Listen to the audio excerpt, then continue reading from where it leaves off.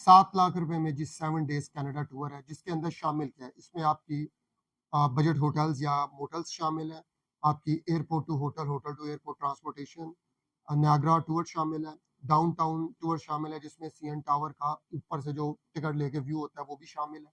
इसके अलावा different shopping areas के विजिट्स हैं। इसके अंदर आपका फ्री डेज भी शामिल है।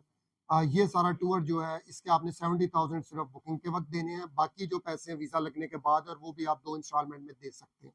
जो 70,000 दे रहे हैं ये इसमें से भी कुछ अमाउंट रिफंडेबल है, क्योंकि इसके अंदर जो खर्चा हमारा होता है आके बुकिंग्स वगैरह का, टूर्स हमने परचेज करना होता है, तो ये सारे खर्चे निकाल के जो भी अमाउंट बचेगी वो भी आपको रिफंड हो जाएगी। तो अगर आप भी इंटरेस्टेड हैं टू विजिट अस और start this process as soon as possible, because limited seats हैं और कोई भी कंसल्टेंट या ट्रैवल एजेंट या टूर ऑपरेटर पाकिस्तान में आपको इन प्राइस पे बीट नहीं कर सकता। ये मेरा चैलेंज है।